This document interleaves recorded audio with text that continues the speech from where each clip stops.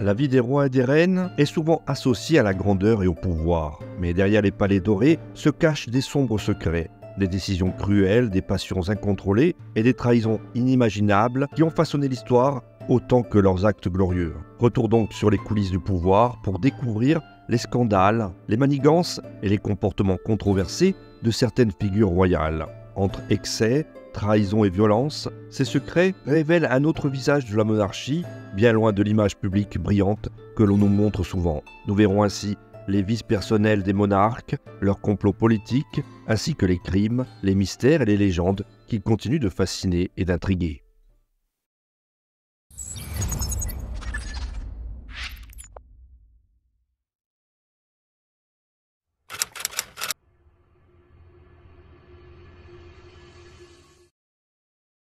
L'histoire des monarchies est marquée par des excès et des vices qui ont souvent façonné le destin des nations entières. L'un des monarques les plus emblématiques de cette tendance est sans doute Henri VIII d'Angleterre, connu pour sa quête obsessionnelle d'un héritier masculin.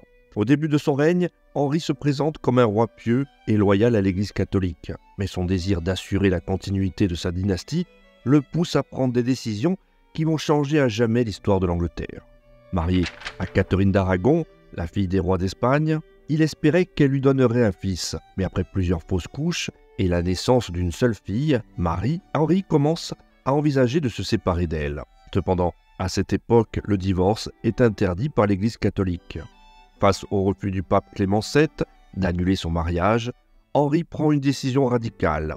Il se sépare de Rome, créant ainsi l'Église anglicane dont il devient le chef. Ce schisme avec l'Église catholique ne concerne pas seulement la religion, il symbolise également le pouvoir absolu du monarque. Henri épouse alors Anne Boleyn, convaincu qu'elle lui donnerait enfin l'héritier tant attendu. Pourtant, leur union ne produit qu'une fille, la future reine Élisabeth Ier. Frustré, Henri fait exécuter Anne pour trahison et adultère et se marie 4 autres fois. Finalement, c'est son 3e mariage, avec Jane Seymour, qui lui donne un fils, Édouard VI. Mais cette quête d'un héritier masculin aura coûté cher en vie humaine et en réformes religieuses irréversibles. De l'autre côté de la Manche, en France, Louis XIV incarne un autre type d'excès royal. Le roi Soleil, tout en consolidant son pouvoir absolu, se laisse séduire par la vie amoureuse tumultueuse de la cour de Versailles. Parmi ses maîtresses les plus célèbres figure Madame de Montespan, dont la relation avec le roi est marquée par la passion et le scandale. Montespan exerce une influence considérable sur le roi pendant des années, et leur relation aboutit à la naissance de plusieurs enfants illégitimes.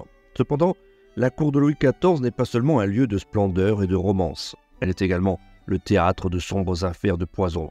À la fin du XVIIe siècle, des rumeurs d'empoisonnement commencent à circuler à Versailles, et une enquête révèle une conspiration impliquant des membres de la noblesse qui auraient eu recours à des potions et des poisons pour éliminer des rivaux. Montespan elle-même est soupçonnée d'avoir été mêlée à l'affaire des poisons, bien que rien ne soit jamais prouvé. Cette période d'excès et de trahison à la cour jette une ombre sur le règne du roi Soleil, mettant en lumière la corruption et les intrigues qui se cachent derrière les fastes de Versailles. L'Espagne, quant à elle, voit un autre type de tragédie se dérouler sous le règne de Charles II. Ce roi dernier de la dynastie des Habsbourg d'Espagne est la triste victime de la consanguinité pratiquée pendant des générations dans sa famille pour maintenir le pouvoir. Charles souffre en effet de graves malformations physiques et mentales, le rendant incapable de gouverner efficacement. Son apparence chétive et sa santé fragile alimentent les rumeurs de malédiction et de sorcellerie. Les superstitions entourant Charles II sont telles que certains membres de la cour croient que le roi est victime d'un sort maléfique, voire qu'il est possédé par des démons. En réalité, sa condition est le résultat direct des mariages consanguins qui ont concentré des gènes défectueux au fil des générations. Incapable de produire un héritier, Charles meurt sans descendance, plongeant l'Espagne dans la guerre de succession d'Espagne. Ce règne tragique met en évidence les conséquences des excès dynastiques, où la priorité accordée à la pureté du sang royal finit par détruire l'avenir de la couronne.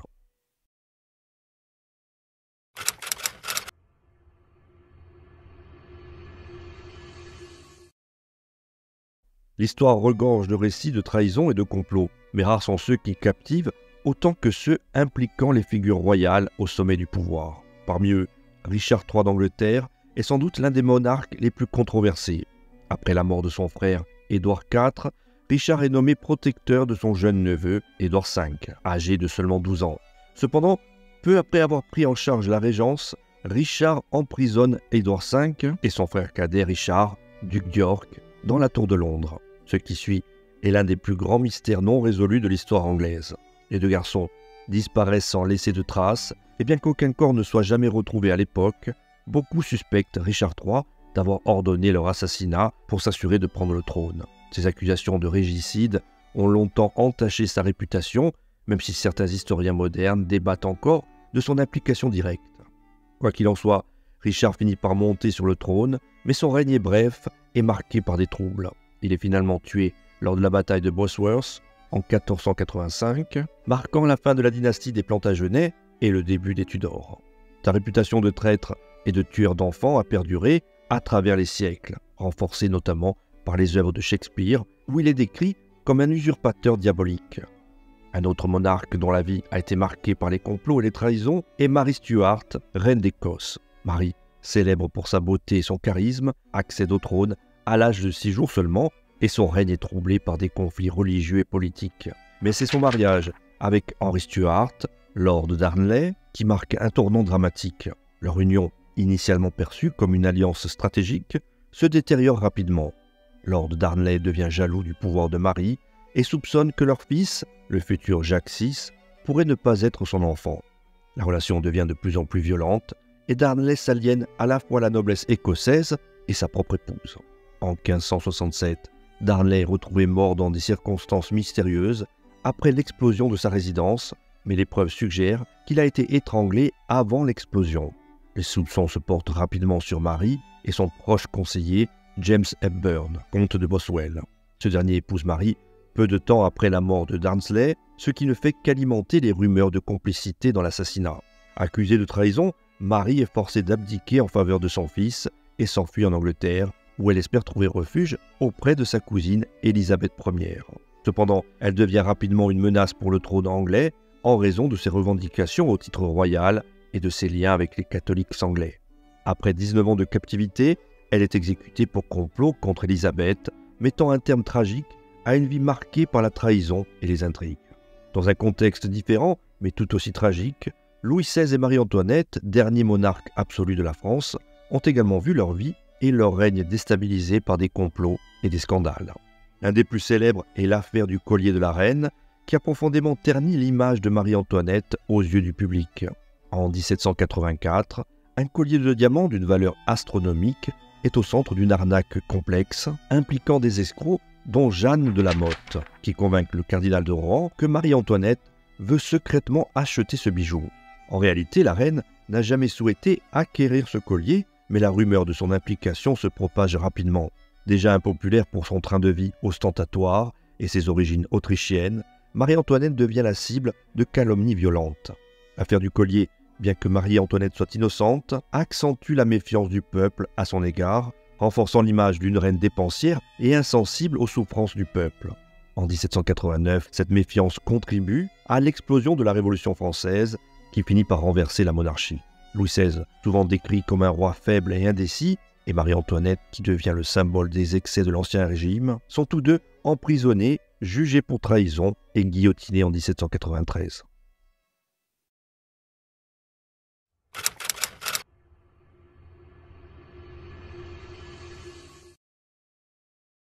L'histoire des monarchies est marquée par des périodes de grandeur, de guerre et de réforme, mais elle est aussi parsemée d'épisodes de folie et de déséquilibre mental chez certains souverains.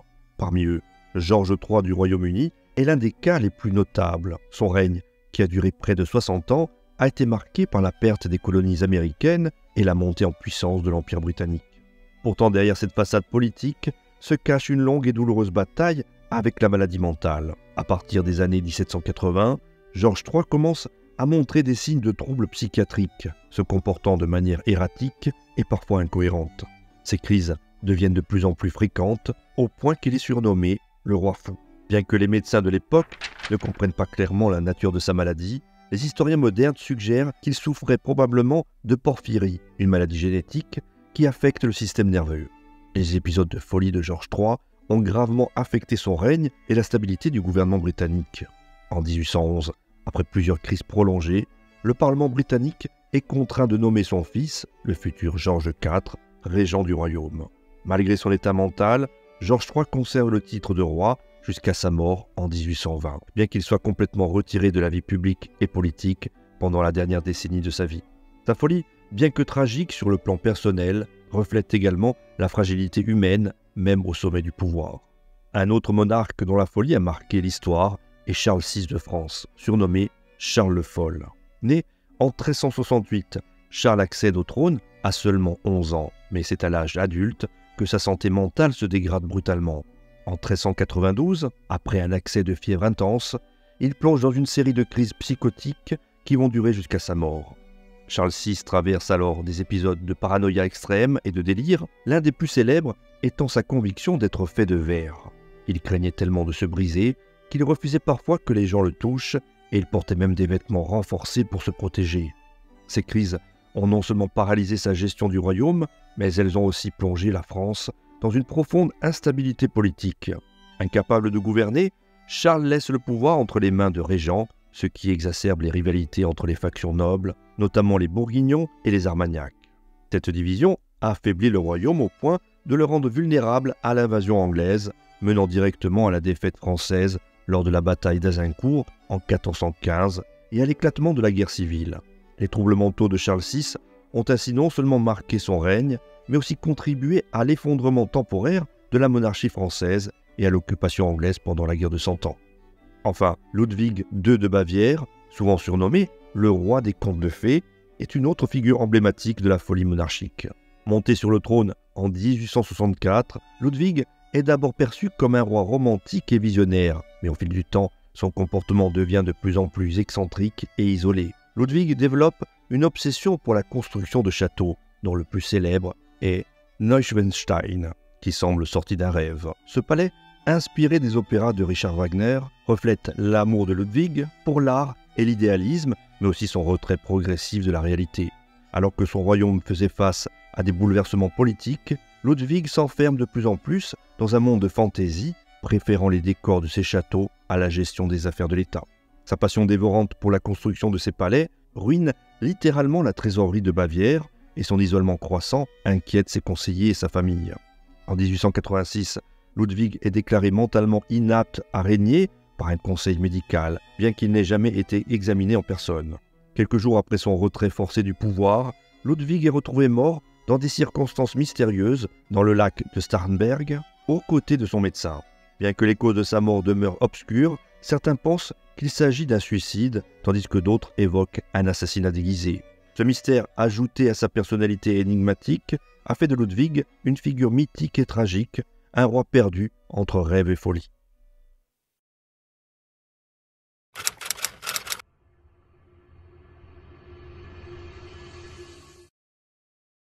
L'histoire des monarchies est parfois teintée de récits d'une brutalité extrême, où le pouvoir absolu se confond avec une violence incontrôlable. Ivan IV, plus connu sous le nom d'Ivan le Terrible, est l'une des figures les plus emblématiques de cette violence royale. Tsar de Russie, à partir de 1547, Ivan entame son règne en cherchant à moderniser et à centraliser l'État russe, mais ses méthodes deviennent rapidement de plus en plus brutales. Après la mort de sa première épouse, Anastasia, Ivan sombre dans la paranoïa, convaincu que des complots visent à le renverser. Cette paranoïa le pousse à créer l'Oprichnina, une force spéciale dont la mission était d'éradiquer toute opposition. L'Oprichnina semait la terreur dans tout le royaume, massacrant des villages entiers et exécutant sans pitié tous ceux qui étaient soupçonnés de trahison. L'un des épisodes les plus tristement célèbres de son règne est le massacre de Novgorod en 1570, où des milliers de citoyens furent torturés et tués sous ses ordres, accusés à tort de vouloir se séparer de la Russie. Cependant, la violence d'Ivan ne se limitait pas à ses ennemis politiques. Lors d'une crise de rage en 1581, Ivan frappa son propre fils, Ivan Ivanovitch, à la tête avec une canne de fer, le blessant mortellement. Cet acte de violence contre son héritier a profondément marqué la fin de son règne, laissant la Russie sans succession directe et contribuant au désordre qui suivit sa mort, connu sous le nom de temps des troubles.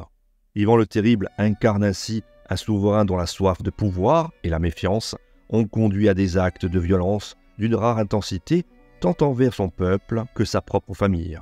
Une autre figure historiquement marquée par une violence extrême est Élisabeth Báthory, la comtesse sanglante, dont les crimes ont traversé les siècles et alimenté des légendes macabres. Née en 1560 dans l'une des familles les plus influentes de Hongrie, Báthory jouit d'une immense richesse et d'un pouvoir quasi absolu sur ses terres. Cependant, elle est surtout connue pour les accusations portées contre elle à la fin de sa vie. Elle aurait en effet torturé et tué des centaines de jeunes filles dans son château. Les récits de l'époque parlent de méthodes de torture cruelles et de pratiques sadiques, telles que brûler ou geler ses victimes, leur arracher la chair ou les soumettre à des supplices prolongés. La légende raconte également qu'Élisabeth Báthory aurait baigné dans le sang de jeunes filles vierges, croyant que cela préserverait sa jeunesse et sa beauté, un mythe qui a contribué à son association avec le vampirisme dans la culture populaire. Bien que ces récits soient souvent exagérés, ils reflètent néanmoins la cruauté dont elle faisait preuve. En 1610, après de nombreuses plaintes et enquêtes, Báthory est finalement arrêtée, jugée et condamnée. Cependant, en raison de son rang noble, elle échappe à l'exécution et est emprisonnée dans son propre château où elle passe les dernières années de sa vie. Les crimes d'Élisabeth Báthory, bien que peut-être amplifiés par les récits populaires, témoignent de l'excès de pouvoir que pouvaient exercer certains nobles à l'époque et de la manière dont cette impunité pouvait dégénérer en violence et en cruauté.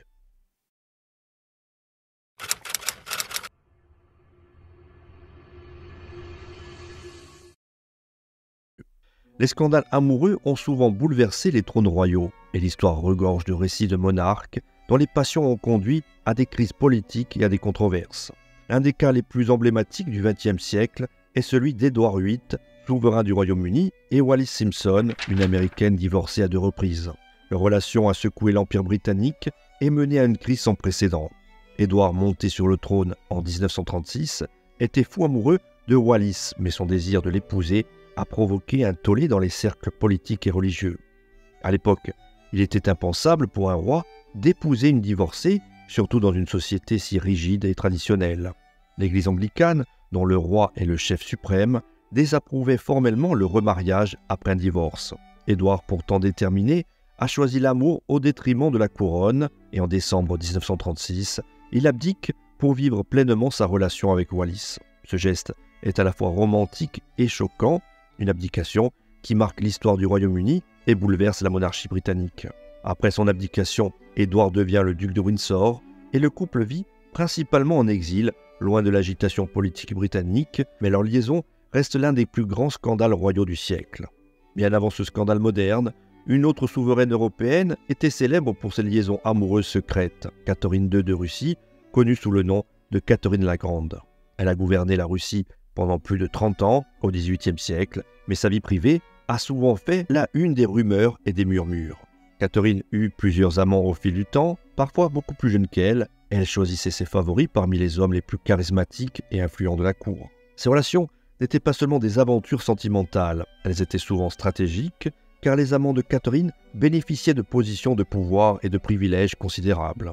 Le plus célèbre d'entre eux fut Grégory Potemkin, un général et homme d'État qui joua un rôle clé dans l'expansion de l'Empire russe. Les rumeurs entourant Catherine allaient bien au-delà de ces nombreuses liaisons. Les accusations scandaleuses, bien qu'infondées, circulaient, allant jusqu'à dire qu'elle avait eu des relations intimes avec des chevaux, une calomnie destinée à discréditer son pouvoir en tant que femme dirigeante. Malgré ses potins, Catherine demeura une monarque respectée, dont le règne a laissé une empreinte durable sur la Russie, tant par ses réformes que par sa capacité à utiliser ses relations personnelles pour consolider son pouvoir. Un autre monarque, dont les liaisons ont marqué l'histoire, est Philippe II d'Espagne, dont les mariages et les relations amoureuses ont influencé sa politique et son règne. Philippe fut marié à 4 reprises, chaque union ayant des répercussions importantes sur les affaires d'État. Son premier mariage avec Marie Ier d'Angleterre, surnommée Bloody Mary, visait à sceller une alliance entre l'Espagne et l'Angleterre et à renforcer le catholicisme en Europe. Cependant, cette union ne produisit aucun héritier et après la mort de Marie, Philippe chercha à épouser sa sœur, Élisabeth Ier d'Angleterre, mais sans succès. Plus tard, il se maria avec Élisabeth de Valois, la fille du roi Henri II de France, pour renforcer les liens entre la France et l'Espagne. Leur relation fut marquée par des tensions et des tragédies personnelles, mais elle joua un rôle crucial dans les relations diplomatiques entre les deux puissances. Philippe II était connu pour être un roi profondément religieux et austère, mais ses mariages et ses relations personnelles influencèrent de manière significative ses décisions politiques, notamment dans ses tentatives de maintenir l'hégémonie catholique en Europe. Cependant, ces unions étaient souvent entachées de controverses et ces relations, même dans le cadre du mariage, étaient perçues comme des instruments de pouvoir plutôt que des unions d'amour sincère.